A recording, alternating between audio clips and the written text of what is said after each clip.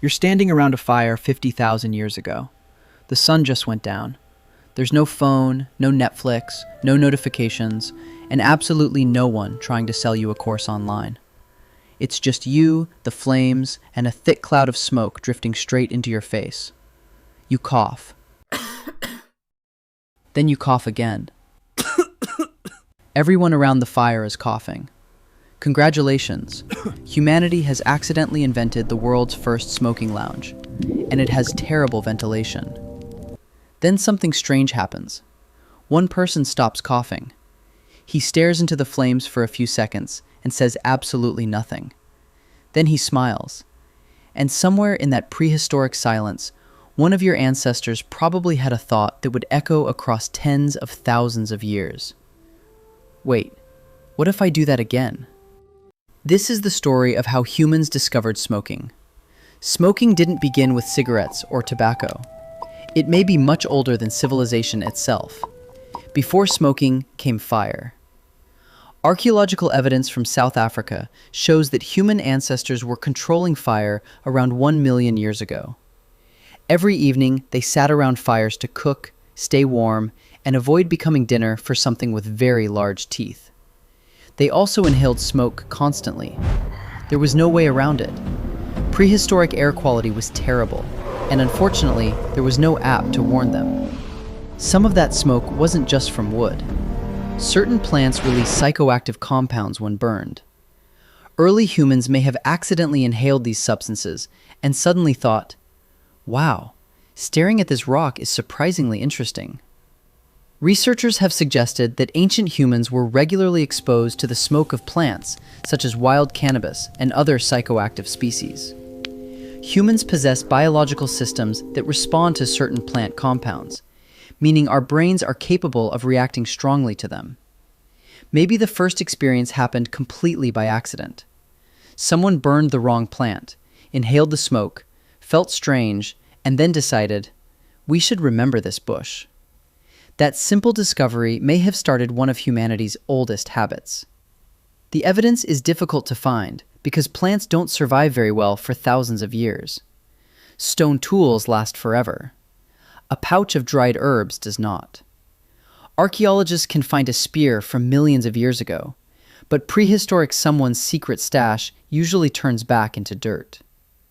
One of the earliest historical descriptions comes from the Scythians. The Greek historian Herodotus described them heating stones inside tents, throwing hemp seeds onto them, and inhaling the smoke. According to him, they then started howling with pleasure. Imagine being the first Greek to witness this. You travel thousands of miles and discover an entire culture having what looks like the strangest sauna in history. Then there is tobacco. Tobacco is native to the Americas and was completely unknown in Europe, Africa, and Asia until contact with the New World. When Europeans arrived in the Caribbean, they saw indigenous people inhaling smoke from burning leaves. They were confused. Then they tried it themselves. Because apparently one of humanity's favorite hobbies is seeing something weird and saying, you know what? I'm going to try that. But in many indigenous cultures, tobacco was sacred.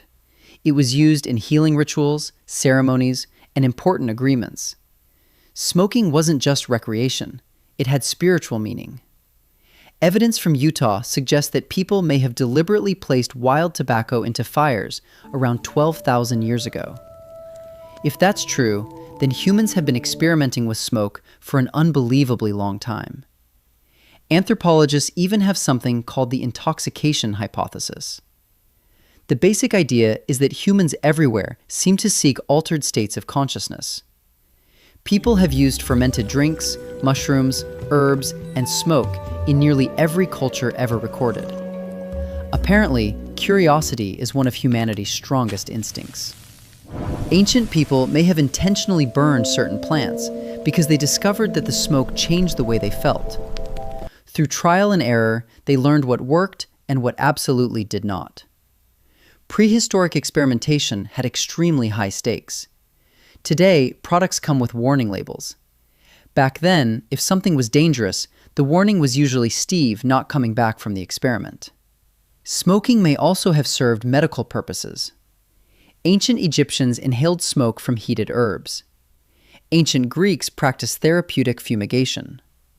Traditional Indian medicine developed sophisticated systems of medicinal smoke inhalation. The logic was simple. If a plant could help you, getting it directly into your lungs seemed like a reasonable idea. Was it always effective? Probably not. But in a world without antibiotics, it worked once was sometimes enough to become medical tradition. Smoking also had a social side. Humans evolved in groups where trust and cooperation meant survival. Shared rituals created stronger bonds.